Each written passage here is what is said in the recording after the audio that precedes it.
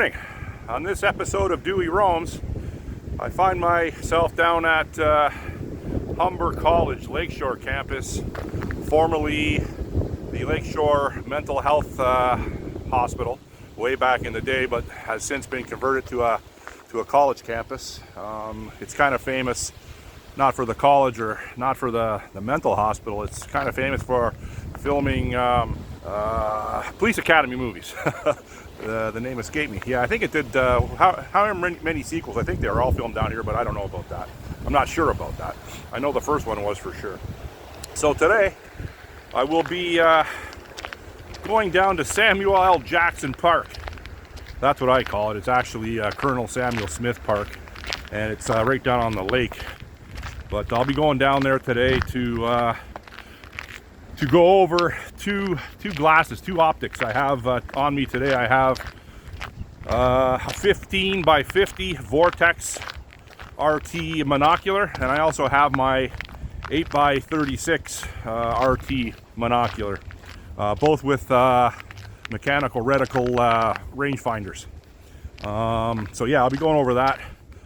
I want to see an aperture I have for my phone to hook up to my 15 by 50 Vortex. I want to see how that functions down here, and maybe I'll capture some birds. That's my ultimate goal. But it's windy today, very windy.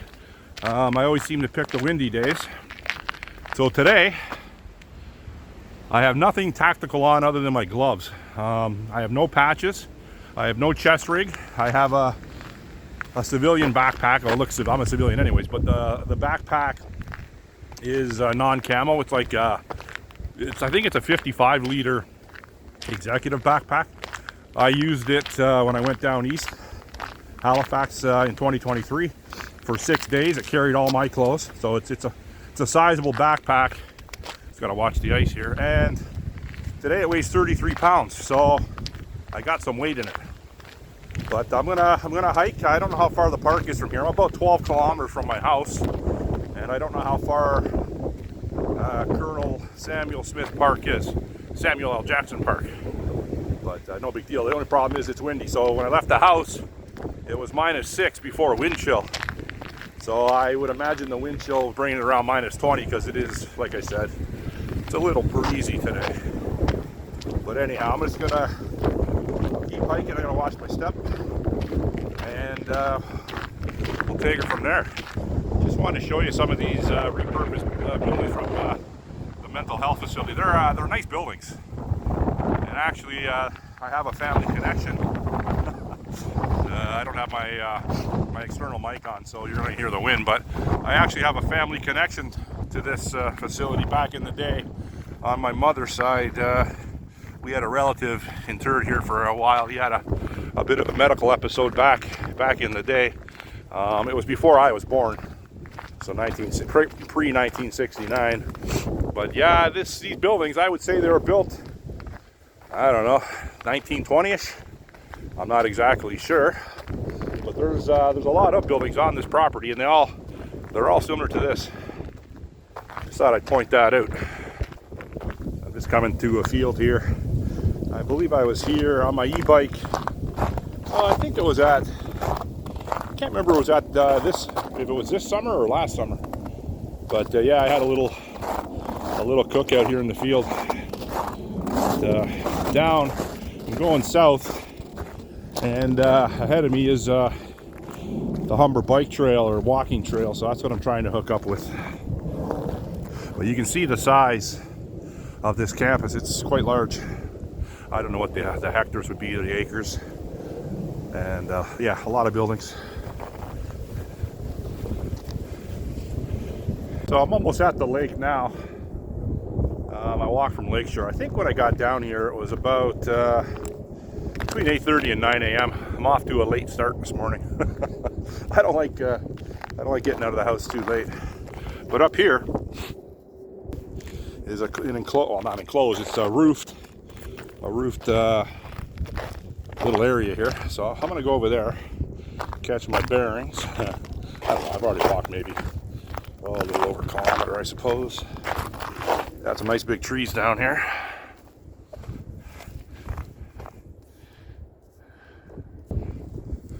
So this is it's pretty old. Like I can tell by the timbers in here, it's quite old. Now I don't know if they made it look that way, but it's tongue and groove, 2-inch tongue and groove slats. So it could be original. It looks old, but they could have replicated that maybe 15, 20 years ago. So like I said, my pack's about 33 pounds. No camo today. The only thing that I have with regards to anything tactical, no chest rig, which I don't like leaving the house with my chest rig, but I did. But I got a side sling bag, just a normal side sling bag, one of them. I have many of them, and I'm wearing tactical gloves with Kevlar knuckles, but I wear these gloves because they're good ones, and they're perfect for what I need today, other than the fact that they're OD green, which kind of gets rid of my gray man look. I'm not wearing a gray jacket, I'm wearing a black jacket. My gray jacket was buried in my other closet. Had to feel like digging it out. Gray hoodie, gray glasses, gray toque, no camo, no patches. So I kind of blend in more today.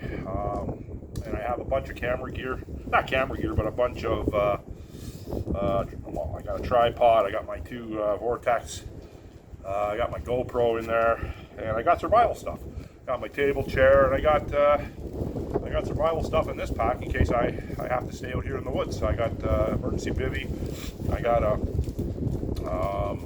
poncho in the event that the wind gets too much or it starts snowing, because I'm wearing a 600 down jacket, which aren't the warmest. It's a puffer jacket, but I got a base layer, then I got the hoodie, so I'm okay there. And I'm wearing just jeans today.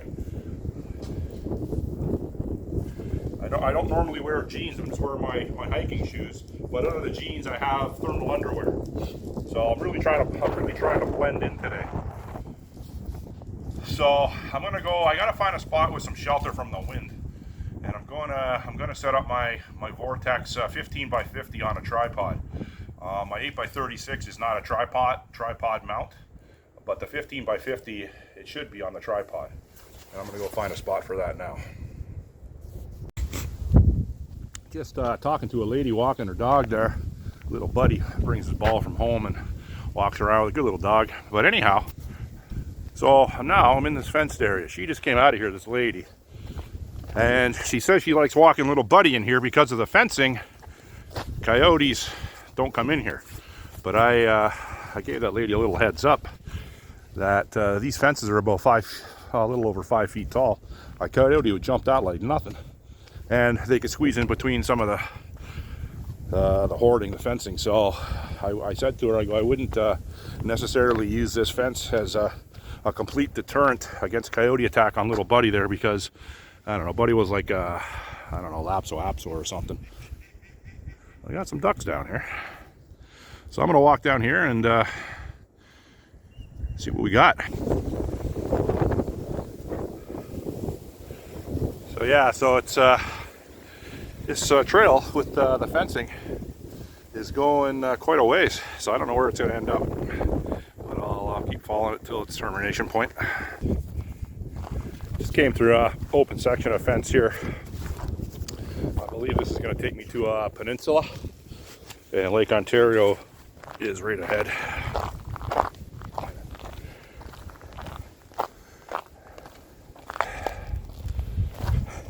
It's all ice, as you may or may not be able to see, but it's all ice. I'm not wearing spikes on my shoes again, like a smart guy, because yeah, I want to fall, I suppose. Not really. And I don't got my trekking poles out because I'm holding my camera. I'm not wearing my chest rig today with my phone holder. I got a coffee in my other hand. This is going to be a nice spot to set up. It's I can see the downtown very clear. So I'm going to set up my Vortex, and I'm going to see what images I can capture of downtown Toronto.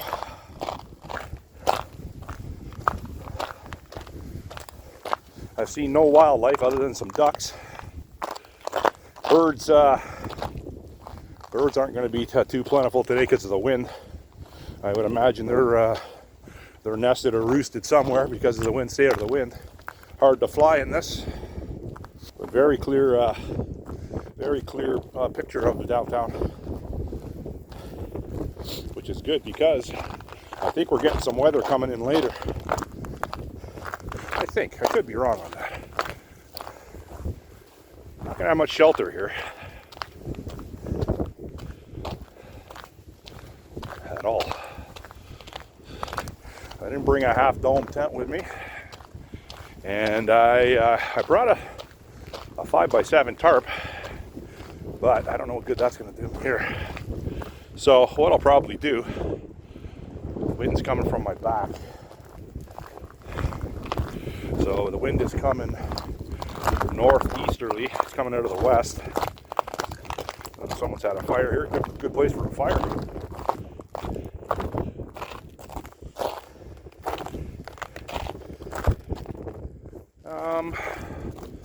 Yeah, I don't have much options here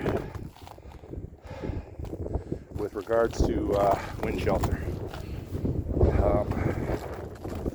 Let's go over there and take a look. Yeah, when I left the house this morning, I knew the wind was going to be a challenge. I'll set up right here. Yeah, right here.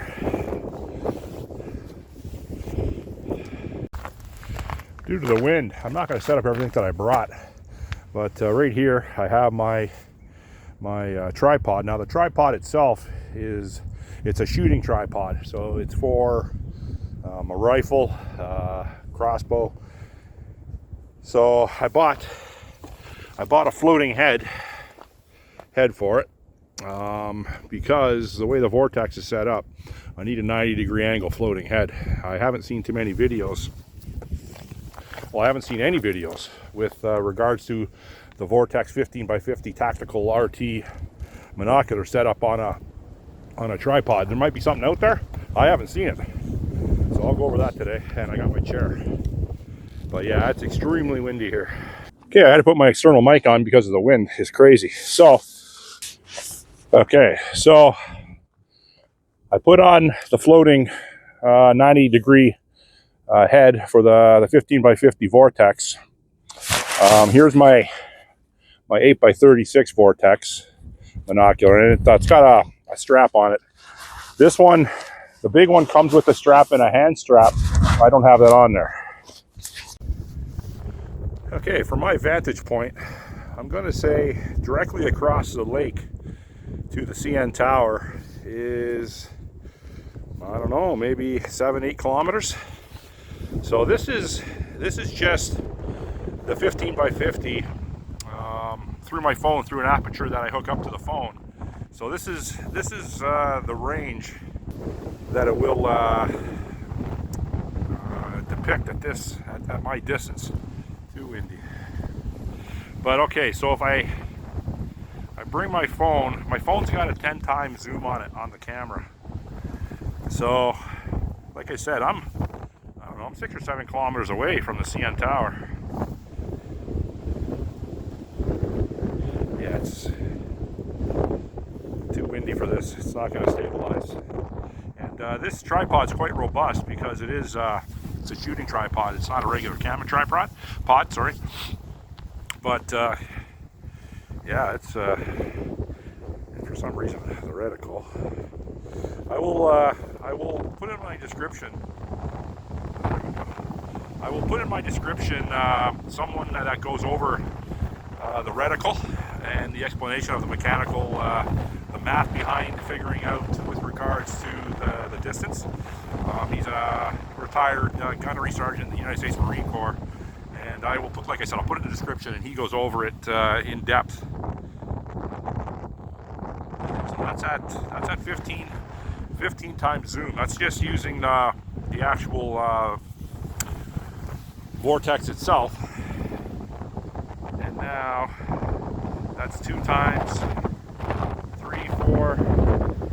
So that's 10 times there on my phone plus 15. So that's 25 times zoom. So that brings you right to the observation deck of the CN Tower, and I'm quite a ways away. So I'm impressed with that. Like, I understand that people that have, telephoto lenses for their cameras, yeah, that'll bring that in clear and no problem. But they're thousands and thousands of dollars. Now this Vortex 15x50, it's not cheap. I believe on the Vortex website, I think they're around $1,200 or $1,300. I didn't pay that. I got mine off Amazon, I don't know, 6 months ago, and I can't remember what I paid. It was less than $1,000 with tax, so I got a pretty good deal on it, I think. Let's get back to one. That is the smokestack out at Woodbine Beach. And I'm at, like I said, I'm at Colonel Samuel Smith Park. So if you do the Google math on that, and I will. So that's the smokestack at Woodbine Beach. That's at 15 on the Vortex plus 2.5 on my phone. If it wasn't windy today, I could get a pretty good stabilization of that. Yeah, I'm impressed. What if I've had this on the tripod? The tower again. This is using the Vortex. People's houses.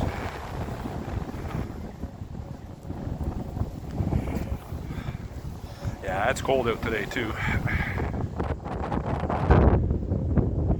Well, this is across the bay. I would say that's probably a good 1,500, 2,000 yards.